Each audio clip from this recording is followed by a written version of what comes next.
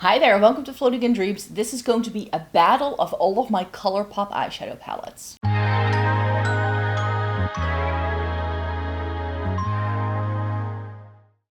Welcome to everybody watching today. Thank you so very much for joining me. This video is going to be another video in my series where I have I take a brand where I have loads of different palettes by and I put them all into different categories and I decide which one is the best eyeshadow palette by this brand.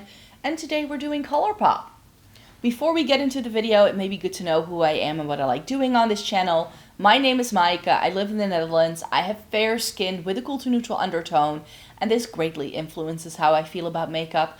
I have been reviewing makeup for more than a decade. I love trying out eyeshadow palettes, accessories, and getting the use out of my makeup. So if that's something you're interested in, then I hope you'd like to consider subscribing. So I have quite a few Colourpop eyeshadow palettes, and a lot of them have been rearranged. A lot of my eyeshadow palettes by Colourpop are magnetic, and I pulled shades out. When I put them into the palette battle, I'm going to have them battle it out with the original color story that you could buy if these were still available, etc, etc. With some of these, I really don't know. I will show you like a comparison like at the end for all of these if I've changed them, what they originally look like and what mine now look like. So when I'm holding them up, I won't be opening them up. I'm just going to show you the packaging because that's the palette we're chatting about. I think it's better to chat about these as if you can still buy them and in the way you could purchase them. I had just found that a lot of Colourpop palettes have incredibly bland shadows. You definitely don't need this many. I have decluttered quite a few over the past couple of years, but I like where my collection now stands, and I personally prefer having my rearranged color stories. I've definitely gone back to these ever since rearranging them, and if you want to see me rearranging my Colourpop palettes and loads of other palettes that I have rearranged over the past couple of years, then I'll make sure to link you to those videos down below. I will also include some links to reviews in the description box down below. So if you want to see swatches and looks I've done with the original color stories, you can find that. And I'll have some links that you can purchase these if you'd like. Of course, the best way to get Colourpop internationally is through their official website, which can get expensive if you're not in the US. So my advice with Colourpop, if you're wondering how I got my hands on so many Colourpop things, I wait for sales unless they do 25 or 30% off. I don't find it worth it. And then I make sure I have enough to get my hands on so that I can get free international shipping. And then of course with the shipping and handling fees, I find that that sort of like balances out the discount I got and I sort of pay regular prices for it. Be mindful that you do stay under a certain threshold. I don't exactly know what it is. I have personally never placed an order with Colourpop that goes over the threshold, but if you hit that threshold, you're going to have to pay for extra taxes on top of your already taxed items, and that's going to make it a little bit more expensive as well. So definitely be mindful of that. I know also for a fact that Colourpop for a lot of destinations now calculates the shipping and handling fees at checkout, so you will not be in for any surprises if you do place an order through them. But yeah, that's the way we're gonna do it, and let's just get to chatting about these Colourpop palettes. My first section that I thought we could chat about is the three larger palettes I have that also have the larger pans. So Colourpop has been changing their pan sizes in recent years, and I have three of these larger pan size palettes. These are the Cloud 9, the Troublemaker, and the Pretty Please. These ones have not been reorganized because I just haven't really felt the need to reorganize any of my newer Colourpop palettes, but definitely the older ones, that's where it's changed. So these I can actually show you. So Cloud 9 is this really pretty, lighter, sort of neutral palette. Then the Troublemaker is like a grungy sort of color story. It's got a bit of warmth, but really pretty cool tones, and these also have some interesting shades in. The Cloud 9 has a holographic shade, and the Troublemaker has some duochromes. And then the Pretty Please is one that a lot of my subscribers were recommending to me. You get like cooler tone mauve shades, you get some warmer roses, and some good neutrals. Of these three, I think the one that goes with my like everyday, like what I like to wear the best is the Pretty Please. So I think that has to be the one to win because it just has a little bit more to offer than just cool tones. The Cloud 9 is really pretty, but I feel I can only get like 2 or 3 different looks out of it because it is so light. It is pretty. If you like light shades and you love cool tones, definitely try the Cloud 9. However, if you have deeper skin, this is probably not going to show up for you. The Troublemaker is nice, but I feel that here we don't get enough variety in terms of like mattes that I can do something in the crease with. I only have one crease shade, and everything else, I kind of feel like it's too many midtones and not enough dimension. The Pretty Please has just a little bit of everything. It's got enough depth. We get enough like crease shades in here. We get some really lovely shimmers in here as well. I really enjoy those. And I just like that you get your cool tones, your warmer tones, and your neutrals. That's 3 looks waiting to happen. And of course you can mix and match them as well. So for me, the Colourpop Pretty Please has to be the winner here. The next roundup are all rearranged color stories, and some of these I know you can no longer buy, but I will pop a picture up on the screen of what this color story used to look like if you were to buy it. And the first one is an original Colourpop palette. I think this is one of the palettes that got them going, and it's the Dream Street palette that they did with Kathleen Lights. Now mine is teals. This is actually teal shades from another palette I'll show you. But the Dream Street had this corally, sort of peachy vibe to it with some cooler tone teals in there. So those are also in here. I just took a 9 pan and put all of those in. I'm sure this is the shade Kaleidoscope that was in this palette originally. So 3 of the shades are originally from this palette, and the other shades are all from another palette I'll show you in a second. But yeah, the original Dream Street, it was a hype for sure. It's warm toned for me, a little too warm toned for my liking where I'm currently at. But at the time, it was revolutionary. These warm tones with the pop of teal, so many people liked it, and it had like really good formula as well. Can you hear that bird outside? I've got my door open because it's nice weather, but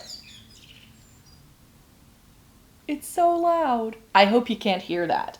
But I think, yeah, the other 2 color stories I had were originally sort of like rosy leaning color stories. So I have the Flutter By, which was this like rosy purpley sort of vibe, but it wasn't purple enough for me. I do remember that.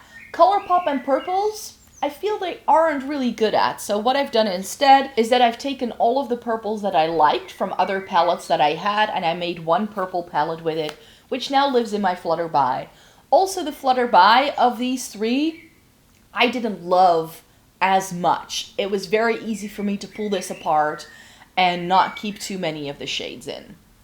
I think the one from this round that I like the original color story most of is the Ménage à Moi. The Ménage à Moi was a limited edition collection for Christmas a couple of years ago, and it was this really beautiful rosy mauve-y sort of vibe.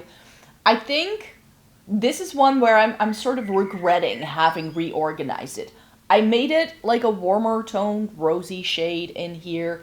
There are some repressed, is it Juvia's Place shades in here? I know this shade is from a Jaclyn Hill palette I had from the Vault that she did with Morphe. So many of these shades are also from other palettes I had. I had 4 of these like rosy toned palettes from Colourpop. The Blush Crush, Ménage à Moi, Flutter By, and Making Mauves, and I just like made 2 palettes out of it. The Flutter By, I emptied it out completely, but I think there are quite a few original shades from the Ménage à Moi in here. I like my rosy tones from Colourpop. I definitely think they're really good at doing that. So Ménage à Moi is going to the next round. Let's stick to like rosy purpley sort of vibes, because I also have a couple of these lighter things as well in like purpley rosy tones. Now, the one that I reorganized together with the Ménage à Moi is my Making Mauves, and this is like the warmer tone mauve palette. That's what I turned it into. But again, Making Mauves is one that I kind of regret reorganizing. I do feel that it works a little bit better for me right now, and I know for sure that the 3 shimmers that are in here originally are still in this palette. But yeah, I do really enjoy the making mauves. I just wanted to make it a little bit more perfect for me. And like I said, I had 4 of these palettes that were incredibly similar. And I just like wanted to pick and choose the things I liked best. I got rid of a lot of the light shades. If you have a bunch of Colourpop eyeshadow palettes, you have a lot of creams and beiges in them because they put a cream and a beige in every single palette they do. But yeah, making mauves is actually a contender to go on to the next round. Blush Crush, I knew, just like Flutterby, I knew instantly that I didn't like it very much. It was far too warm-toned in the original color story for it to work on my complexion. It really gave me pink eye. Like, I'm wearing something pinky peach today on my lids as well, but this I feel works. Because it has a slight cooler undertone, especially the shimmer I have all over my lid, has this blue flash. But this, it pulled very peachy pink on me. It just wasn't a good look. So what I ended up doing with my Blush Crush packaging, I used to own the Stone Cold Fox, and that is in here. I grabbed 9 shades from the Stone Cold Fox, and I repurposed the Blush Crush packaging to have those shades in here. But yeah, that's definitely a put off to the side because it's like I knew instantly as I had tried it for the first time. Blush Crush, not my favorite. I like the packaging though. Like the cardboard packaging that Colourpop does, I think is really good. One of the newer ones that we have from Colourpop in this section, but that still has the smaller pan size, which I don't understand, is another one that you guys recommended I try, and it's the Petals on Point. And this is a very, again, very light, cooler tone color story. The greens in here have trouble showing up on me. It's not the best. But we do get some really pretty cooler toned neutrals in here. And these really pretty lighter rosy pinks. And these are the kind of rosy pinks that do work on me. They have a cooler undertone.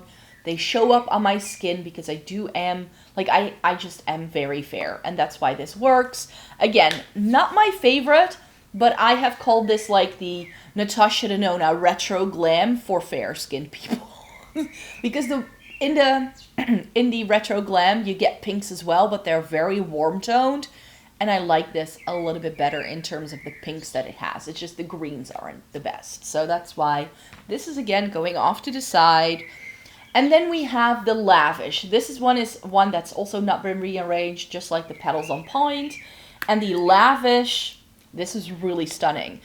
It's just not lavender. It's periwinkle. It's very blue leaning. It's very cool toned. If you love your cool tone purples, this may be one for you. It's also very light. However, not everybody likes this. If you don't have very fair skin, this will not show up on you. And if you have a warm undertone, this is going to pull very gray on you as well. I've seen people using this that have very different complexions than I do. And for them, they really struggle making this palette work. For me, it works because I fit the category that this was made for. I have fair skin. My skin is pretty cool toned. So this for me really, really works. I like it. It's just that with periwinkle lavender leaning shades, I like them, but I don't reach for them a whole lot, which is why I think this round needs to go to the Making Mauves. Do we sense a theme here? Because the 3 I've selected so far are all rosy tones. Oh no. I told you, I know I like the rosy tones that Colourpop has to offer. Oh well. So the next section is another section of 4, and I didn't really have enough palettes in each one of these categories from the brand to really make it work, so I'm throwing them together to make it a little bit more interesting. The Mandalorian The Child is one that I think a lot of people will recommend if you like a warmer neutral eyeshadow with some greens in. In terms of like a green color story from Colourpop, this is the one that I've kept around personally, but I did make it more green. These 3 were browns originally, and I just put some greens in from the Just My Luck that I used to have. And now it's like a really good like murky green eyeshadow palette, so I really enjoy this one. I've definitely gone back to it, but also the original one with the browns gives you lots of options. And as you could see, I haven't messed with this ever since messing around with it the first time. So again, a contender for sure. A contender for sure. But this is also in the same category as the That's Taupe. And the That's Taupe is one of my favorite ever Colourpop eyeshadow palettes. It just is. The That's Taupe is a stunning cooler leaning color story. I wouldn't call it cool tone because it definitely has some warmth in, but it has some really stunning shades. This has never been reorganized. It's one of the older eyeshadow palettes by Colourpop in my collection that I've never felt the need to mess around with because it's just that good.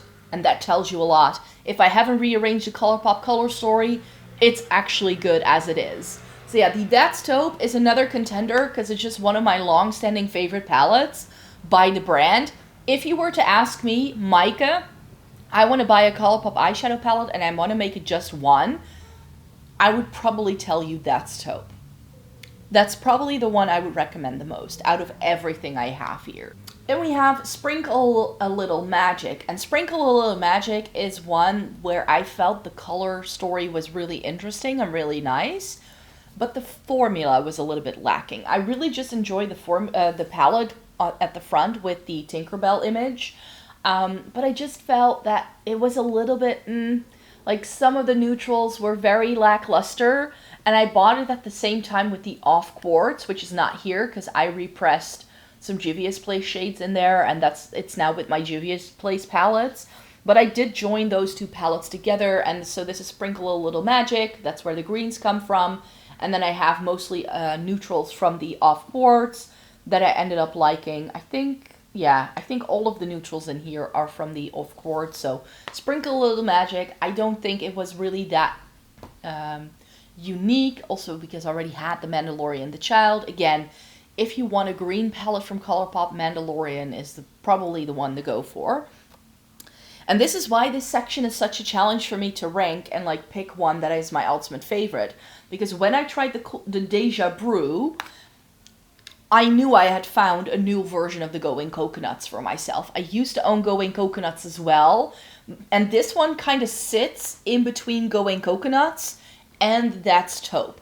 Going Coconuts is like a neutral. It's not super warm toned, but it definitely has some more warmth than That's Taupe has. And I have always called Going Coconuts like the perfect mid-toned, like truly neutral eyeshadow palette. But I pulled it apart last year ever since I tried this one, because I feel that this is like that lighter version of the That's Taupe that I really wanted to have. So again, this one hasn't been messed with. And I have been told that this plastic packaging, it doesn't come out very easily. These aren't magnetic, which makes me sad because I would love to marry these two. Do you just see how similar these are? You definitely don't need both. But this has the better packaging. This is a little bit more neutral. Like, it's got so many good shades. So yeah, I wish I could like marry those two together. But in terms of like a cooler or like a neutral color story from the brand, I think Deja Brew is now my favorite, but I really dislike this very cheap packaging. So for petty reasons perhaps, but the Deja Brew, the shades are lovely, the quality is lovely, but the packaging is horrible, and it's too similar to things they already did. So not that unique. The That's Taupe gets to stay in this round because I've just loved it for longer. But Mandalorian the Child is more unique. So now I need to choose between those two. Do I go with my original favorite from the brand? Or do I go with something that I feel is very unique in my collection? This is not unique in my collection. Like, I can dupe this a million times over. But yeah, I think I want to stay true to myself and go with something I know I love for years. So the That's Taupe is going to stay. Mandalorian the Child, really worth it if you're looking for a good green color story. And then we have our final section here. This is another set of 4, and these are like the wacky color stories, the different ones. So I showed you my Dream Street and the way it looks now, and I've taken all of the neutrals out because I filled it with all of the shades that were in the high tide. I mean, my favorite shades to wear on my eyes are taupe and teal. So when Colourpop came out with an all teal color story, of course I had to try it. Super unique. I've never seen another brand do anything like it. Can you get a lot of distinct looks with it? No. But I still have all the shades because, save for those 3 things from the Dream Street that I kept, 9 of the shades are still in here, so I still have them for sure. I love a teal. What I've done with it, because the Aha Honey came in plastic packaging, I put the 9 shades from the Aha Honey in here. Again, a shade from a Jaclyn Hill Vault is in here because the Aha Honey had pressed glitters and I didn't like those. So I think these two, I think, are different. But everything else is Aha Honey. So this is another intact Colourpop palette. But yeah, the High Tide, really pretty. Just not as versatile as I like my eyeshadow palettes to be. Which is why this doesn't go on to the next round. But you know, if I've kept shades around, then you know I like it. The biggest mess of a palette, not because it is a messy looking palette, but because it went through so many iterations, are the shades that are in my Cherry Crush. Cherry Crush, like the High Tide, was a monochromatic, like cherry red eyeshadow palette. In here, however, I have shades from the Ooh La La, the pink one, Strawberry Milkshake, It's My Pleasure, which was their first purple palette. I've put some, what's the Main Squeeze, the watermelon one they did, and the Cherry Crush. So I think there's like a shade from every palette in this one. This is great. As far as like a reddish, pinky purple color story goes with a hint of peach, it's great. But I didn't need to try buying 5 different eyeshadow palettes to get to this rendition. The Cherry Crush, I only have 1 more shades from the Cherry Crush in here, and it's one of these two. One of these 2 shades. This is from the Main Squeeze. This I think as well. This is from Strawberry Milkshake. This is from the Ooh La La. These are from the It's My Pleasure. And I think this may be Strawberry Milkshake as well. So, yeah. Cherry Crush, I love the packaging, which is why I've kept it around. But the original color story, I mean, it's a red color story. It's not my favorite. It was never going to be my favorite to begin with. Then the Smoke Show is what mine is called, but now it's called Blowing Smoke. Do they still do this? I don't know. This is still in the plastic packaging.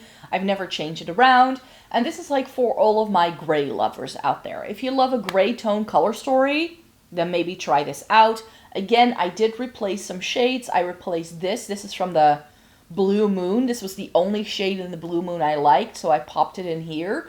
And this sparkling black shade is one from a completely different palette that I repressed. I didn't like the rest of that palette, but that one shade was super special because it's like a black glitter, but without it being super chunky and unwearable. So that's why I took a shade out, which was one of those sequin shades. So it was like a matte with sparkle, which didn't show up. And I don't remember what was in here. I think it was another like gray. And I felt there were too many similar grays in here. But as far as a black and gray color story goes, this is really pretty. If you have the original lineup, it is a gorgeous one. You definitely don't need to splurge out and get something like the Natasha Denona Xenon palette. But I do think that the mini Xenon, which is still, of course, more expensive than this is probably better than this. So, again, a black and gray color story is handy to have in your arsenal for sure, but it's not a must-have, I feel. So this one is also going to go onto the pile of... We're no longer going to talk about it. A palette I have really appreciated for how unique it is the Baroque by Colourpop. Baroque, I don't know. I would call this Baroque, but it's a French word, so I always mess up loan words in English. And this is one I, again, have had for a long time, and I've never reorganized her. This is what it looks like. It's the ultimate grungy color story if you love your smoky navy eye. And I love a smoky navy eye. Like, navy smoky eye, I should say. It should go in a different order. But yeah, navy smoky eyes is like one of my favorite things to wear. It's not the most versatile palette on the planet, but out of this selection, if I want to go smoky, I choose this one. I don't think it's still available, but the packaging, stunning. That gold reflect in the background, stunning. The shades inside it, stunning. It's very deep, dark, and grungy, but I sometimes like that kind of thing. So this is going to go into the pile of palettes. We now need to decide which one is the best. So first up, we have the next round where I'm going to be putting these two, and then the other round is going to be these three, and then we'll have one more round where we pick the best one. Menage à Moi versus Pretty Please. It's really easy. Menage à Moi, I've reorganized, so it's going to go to the Pretty Please. This I know for sure is also still available, so if you want that rosy tone. Some people always ask me, what is like a really good rosy tone color story according to you? I think this is the one. It's got the neutrals as well, so you don't have to go rosy with it if you don't want to. But you get your cooler tones, you get your warmer tones. I just think this is really lovely. These three are Colourpop Super Shock shadows though. So if you don't love the Super Shock formula, maybe stay away from this. But for now, this is moving on to the final round because this is definitely a good one. I really enjoy that one. And then the next selection is between three palettes that are some of the longest standing Colourpop eyeshadow palettes in my collection. These have been hanging on for a long time. And as I mentioned, if I had to recommend just one eyeshadow palette that you can still get from the brand, if you ask me, Micah, which one do I need to get? It would be the That's Taupe. So I think it's an easy one here to let the Making Mauves go because I rearranged it. And the Baroque because it's just not that unique and versatile. Like it is unique, but it's not super versatile. So that's why that one also goes onto the pile. Leaving me with the final two palettes here. Again, unreorganized color stories, an old favorite, and one of my favorite rosy tone palettes in my collection. If you have both of them, then I think you're good. Ooh, I like that this has the Super Shocks in. Like, I can see myself getting more use out of the Pretty Please, I think. I mean, it's the newer one in my collection, and I have a lot of eyeshadow. Let me hold them up side by side so we can see.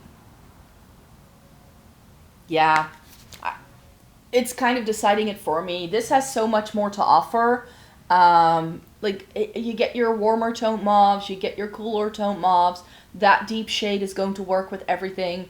I get 1, 2, 3 crease shades, 4 crease shades that I can use. It just has so many more options. So I think the Pretty Please is the one that needs to win here. It's a palette after my heart. And yeah, sadly, the That's Taupe, even though I still love it, I still really, really do. I think it's just a little bit darker and smokier, and I think the Pretty Please is one where I feel there's more versatility, and I can definitely like mix and match the different undertones if I want to for a bit of a different look. So yeah, the Pretty Please is the winner here. That's my favorite Colourpop color story. Let me know in a comment down below what your favorite Colourpop color story is.